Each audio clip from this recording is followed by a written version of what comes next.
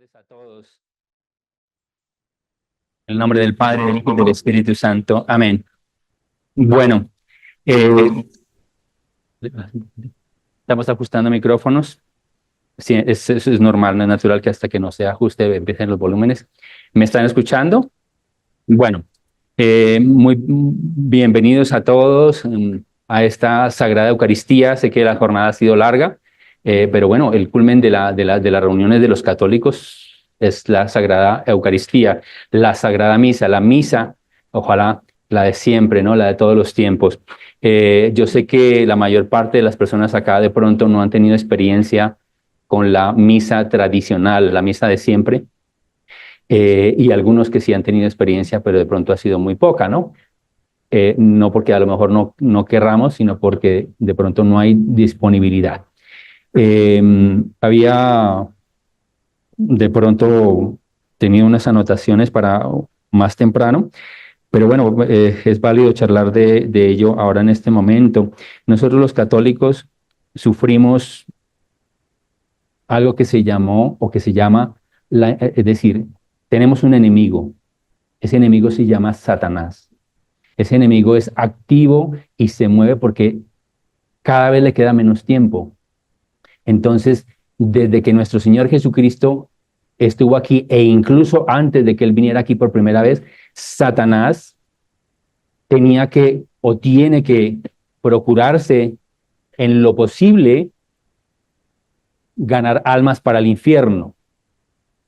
Entonces, es la tarea desde el momento en que Adán y Eva caen en el pecado original, él tiene que tratar de corromper a la humanidad. Y cada vez lo logra. Y nuestro Señor Jesucristo y el Padre del Cielo han tenido que tomar medidas extraordinarias para darnos más y más oportunidades. La raza humana, después de nuestro Señor Jesucristo, empieza a crear herramientas para defendernos del maligno enemigo, ¿sí? Y una de esas herramientas es esta oración, la número uno que tenemos nosotros los católicos, que se llama la Santa Misa. Y nosotros, la raza humana, habíamos diseñado una Santa Misa inspirada por el cielo y que la introdujeron santos de la Iglesia Católica hace muchos siglos. Y esos santos produjeron más santos y produjeron salvación de almas porque era una herramienta muy, muy buena. Entre otras cosas que el demonio ha corrompido, aparte de la raza humana, aparte de muchas cosas, pues era una de esas armas. Eso lo hace cualquier ejército. Si nosotros le preguntamos a un militar, un estratega, el estratega te va a decir que nosotros tenemos que debilitar las potencias que tiene nuestro enemigo. Y nosotros somos el enemigo de Satanás. Y una de esas potencias y una de esas armas que eran muy efectivas era la Santa Misa católica tradicional. Por eso es que en un momento dado, Satanás logra introducirse en la iglesia y con cómplices que están todavía, ya han pasado generaciones porque se han ido muriendo, pero esos han dejado a otros que los han reemplazado. Y hasta el día de hoy, pues una de esas armas que ha utilizado Satanás es erosionar la misa, porque no la podía acabar del todo. Y esa erosión de la misa fue cambiar lo que producía, era como un escudo defensor para la humanidad entera, cada Santa Misa. Yo acabo de regresar de España, viví en España muchos años y en estos 2 últimos años he tenido la oportunidad de pasar por templos que se construyeron hace muchísimos siglos. Acabo de pasar por la catedral, por la Basílica de Zaragoza, la dedicada a Nuestra Señora del Pilar, y muchas otras. Ya no hablemos de catedrales, hablemos de iglesias comunes y corrientes que son majestuosas, con unos altares y con unas capillas alrededor del altar majestuosos, porque cada sacerdote tenía la misión de celebrar la misa diariamente.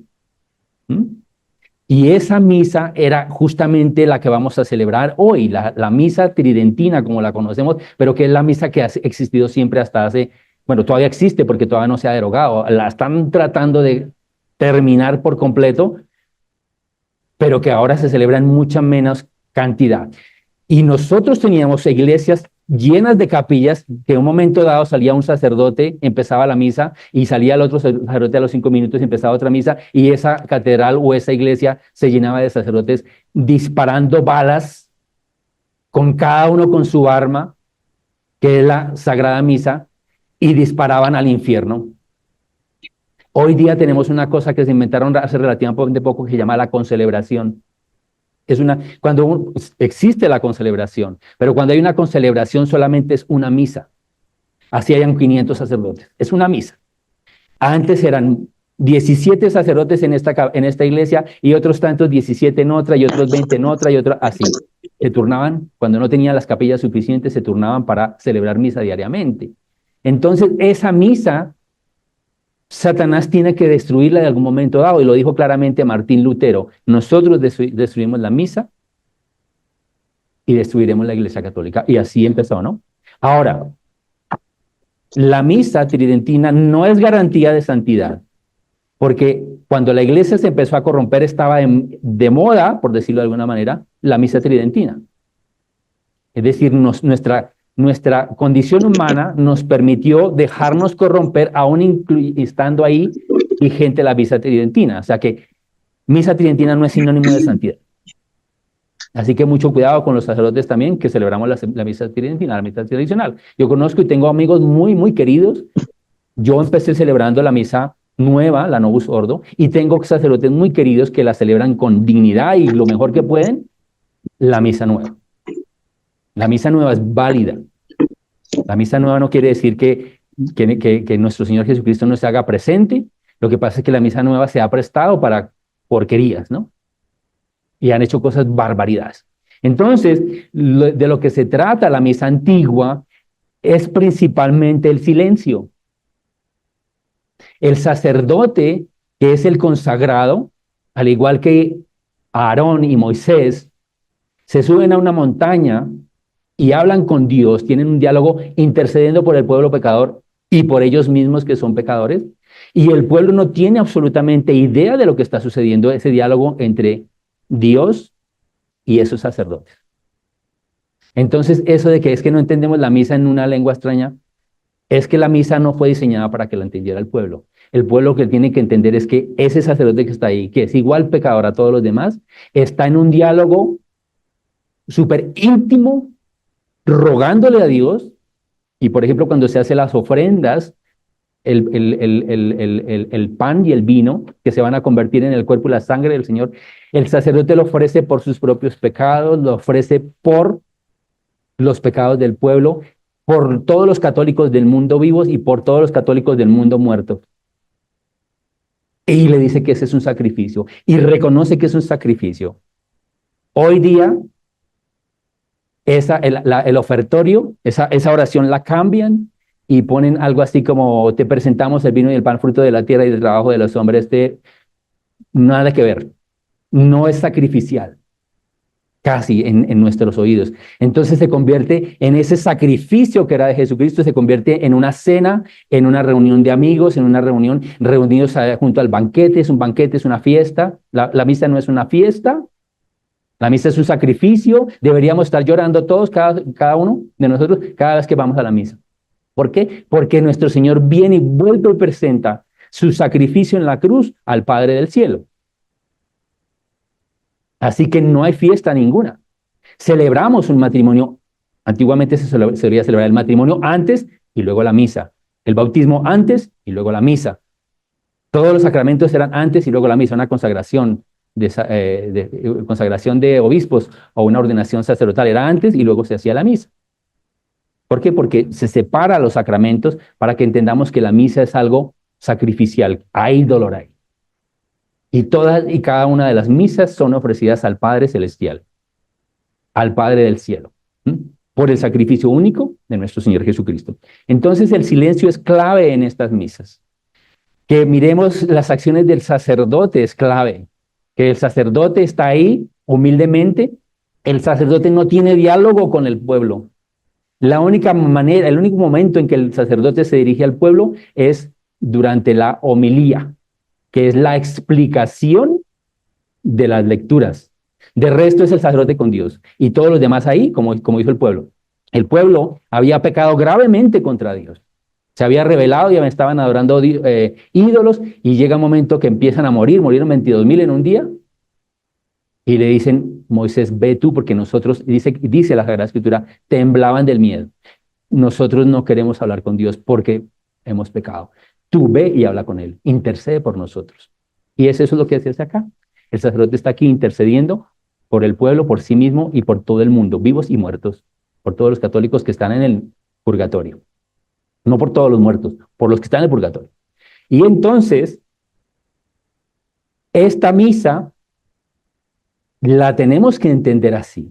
No la tengo que entender yo de pe a pa. Solamente sé que ese Señor que está allá está intercediendo por mí, y en un momento dado me va a dar el cuerpo de Cristo, porque a eso fue que vine. Es la parte crucial, recibir el cuerpo de nuestro Señor Jesucristo. Y lo recibimos dignamente, lo recibimos de rodillas los que se puedan arrodillar. Yo no me voy a preguntar quién puede y no puede, no. Asumo que cada quien sabe quién puede. El que no pueda arrodillarse, no se arrodille, porque no, tampoco se duermen. Pero eso sí, exclusivamente en la boca. En la boca, exclusivamente. Nosotros los sacerdotes, hay un momento en que después de que administramos el sagrado cuerpo de Cristo, tenemos que hacer una cosa que se llama el lavabo, perdón, se llama la purificación. Hay un momento dado en que yo solamente manejo estos, ya una vez que la hostia está consagrada y el vino está consagrado, estos deditos, 4 deditos, no puedo tocar nada más con estos dedos, ¿sí? Y esto me ayudan a pasar las páginas, estos no han tocado, ¿sí? Y se llama la purificación de los dedos. Y el sacerdote tiene que ir y limpiar el corporal de una manera lo más digna posible hasta que no vea, puede que queden ahí, pero si el Señor sabe que yo no las vi, Él no me va a condenar por eso. Pero que yo tenga la conciencia de que lo hice a conciencia, ¿sí? Y esa purificación de dedos y de manos y de corporal y luego de la patena, ustedes se darán cuenta que me demoraría un poquito purificando la patena, es porque hay partículas, partes del cuerpo de nuestro Señor Jesucristo, y cada parte de esa hostia que quede por ahí contiene completamente el cuerpo. Eso es enseñanza de la Iglesia Católica de siempre. En cada partícula está el cuerpo completo de nuestro Señor Jesucristo. Entonces, ¿qué sentido tiene de que un sacerdote se purifique las manos, purifique el corporal y luego purifique cuando manda lavar o hace lavar los trapitos esos que deben usar, que se llaman purificadores, y el corporal, de una manera específica que la Iglesia determina cómo lavarlos para que no haya ninguna transgresión contra las partículas que son el cuerpo de nuestro Señor Jesucristo? Y tenemos que tener mucho cuidado con eso, y le encargamos a las monjitas, le encargamos a las personas que nos ayudan cómo se tienen que lavar de una manera específica y cómo se deben depositar en tierra de una manera específica, como para que después, o sea, ¿para qué me hago todo ese lavado si después la voy a tratar con la mano a los demás? No tiene sentido. O sea, me purifico y vemos en las iglesias que vienen el monaguillo y el sacerdote se lava las manos y toda la cosa, pero ¿para qué se hace todo eso si acaba de repartirla a todo el mundo en la mano? Esas partículas que me quedaron a mí también le van a quedar a los demás. Entonces, por eso exclusivamente yo la doy en la boca. Yo no quiero tener, ¿sí? Entonces, han habido 4 concilios, por lo menos, en que han dicho que queda excomulgada la persona que reciba o que toque aparte de un sacerdote que no sea consagrada, que toque la hostia con las manos. No ha habido ningún concilio que diga que se debe dar en la práctica se hace. En la práctica se hace. Pero hasta ahora no han aprobado oficialmente que se tiene que dar en la mano. Y también hay un documento que dice que el feligrés puede recibirla en la boca y puede exigir que se la den, pero la puede recibir en la mano, y que si la quiere exigir en la boca, se la tiene que dar en la boca. O sea, que ustedes pueden hacer valer ese derecho. Entonces, seguimos con la misa tradicional. La misa tradicional, entonces, la mayor parte en silencio, algunas oraciones, las primeras, hay una de introducción que se llama la colecta, la oración después sobre las ofrendas, se llama las ofrendas, no, perdón, la secreta, y finalmente la oración después de la comunión, que se hacen en voz alta, y algunas cosas se hacen en voz alta, pero la mayor parte de la misa es en silencio. En voz baja, no es mentalmente, yo no estoy ahí. Tiene que decirse las palabras en voz baja, pero tiene que decirse, no es mentalmente.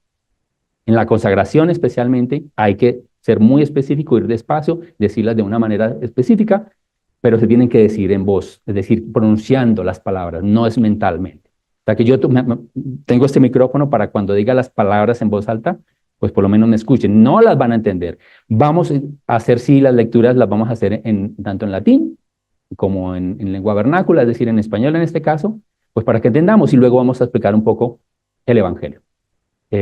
Básicamente es eso, no se sientan frustrados porque no. La misa tridentina ha hecho milagros, como también se han hecho milagros en la misa nueva. Eso depende del sacerdote, ¿no? También de la santidad del sacerdote, de la bondad de nuestro Señor Jesucristo, de las personas que están rezando en el mundo entero.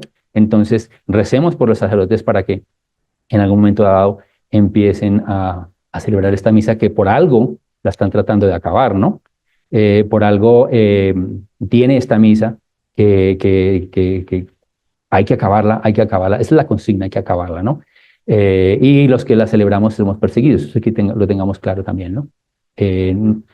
Como pasó en tiempos de San Atanasio, cuando la herejía de Arriana, pues nos quitaron los templos, dijo San Atanasio, nos quitaron las organizaciones, nos quitaron todo, pero no nos pudieron quitar la fe. Y dijo, y celebraremos en graneros, celebraremos en cuevas, celebraremos en casas y donde corresponda, no con la misma dignidad que un templo como los que vi yo o he visto en Europa, pero que el Señor sabe que nosotros damos lo mejor que tenemos. Esta casulla que la casulla que me voy a poner en un momento, no es de las más finas, se ve muy, muy bonita, van a darse cuenta. Y yo cada vez que puedo, para darle esa vistosidad de la celebración. El templo del rey Salomón se hizo con las especificaciones del Padre del cielo para que la gente entendiera que ahí no hay otra persona sino Dios. Dios no necesitaba nada de esa riqueza ni todo ese lujo, pero es para nosotros que visualmente nos demos cuenta, aquí es el templo de Dios y aquí se va a presentar Dios. Entonces eso de que, ay, es que la iglesia tiene mucho y que no sé qué, sé cuándo, bueno, sí, puede que tenga mucho, pero fue en ese sentido siempre, ¿no? Ah, bueno, me están haciendo acordar, sí. Hay gente que ya tiene experiencia, el Padre Nuestro lo reza solamente el sacerdote, ¿sí? Hoy lo voy a cantar, hay personas que lo saben en latín, solamente es el sacerdote el que lo canta. Hay una ocasión solamente que es en Semana Santa, en que todo el pueblo participa con el sacerdote cantando o rezando el Padre Nuestro, pero en la misa tradicional solamente el sacerdote y solamente la parte final, se líbranos a malo, lo dicen ustedes y cierran la oración del Padre Nuestro. Los que sepan el Padre Nuestro en latín o lo que los puedan leer, solamente deben decir, se líbranos a malo en voz alta. Y yo digo en secreto, digo amén. Ese amén no se escucha, yo lo digo en voz baja, pero lo digo. Bueno, ¿qué otra cosa vamos a tener de los sacramentales? Vamos a tener. Sí. Vamos a exorcizar y a bendecir sacramentales. Entonces, con mucho orden. Ténganme paciencia porque ya estoy entrando en años y entonces la vez pasada, la última reunión que tuvimos, eran montones de botellitas así de pequeñitas y a cada botellita hay que echarle sal 3 veces, 3 bendiciones. O sea, en nombre del Padre, el Hijo y el Espíritu Santo. Entonces, si me ponen a mí 500 botellas, pues me toca hacer 1500 bendiciones. Entonces, y sobre todo en manera ordenada. El orden va a ser exorcismo de la sal, seguidamente exorcismo del agua, luego la combinación del agua con la sal. Los aceites no los abran, no es necesario abrirlos. Las aguas sí hay que abrirlas porque hay que echarle la sal. La sal no solamente necesito una abierta, que es de donde voy a sacar la sal para echarle a las botellas de agua. Con una es suficiente, no tienen que abrir todas las, porque después, ¿qué hacen ustedes para llevar la sal? Se les riega. Y finalmente el aceite. Aceite tiene que ser de oliva, no puede ser de otro. El aceite de oliva es para ungir enfermos en casa, lo pueden hacer ustedes, cuando tengan un enfermo. Y después bendeciremos todos los demás sacramentales, es decir, camándulas, rosarios, crucifijos, todo. No tienen que descolgárselo, no tienen que ponerlo acá. El Espíritu Santo con la bendición del sacerdote llega a los bolsillos, si lo tienen en los bolsillos, si lo tienen en el cuello no se lo tienen que quitar del cuello. Y las personas que trajeron medicinas, si trajeron medicinas, también se les bendice las medicinas. ¿Ok? Si no trajeron medicinas, pues no haremos la oración, pero ya averiguaremos eso. Otra cosa que se me quede en el tintero. Carlitos. ¿no? Bueno, podría hablar mucho más de la misa tradicional, pero no tenemos tiempo, hay que dar, yo creo que la misa hoy un poquito va a ser un poquito, digo, la homilía va a ser un poquito larga, pero tengo algo muy importante que decirles que me he encontrado, lo sabemos ya todos, pero hay que recalcarlo. Bueno, entonces nos quedamos así y nos preparamos todos para celebrar la Santa Misa.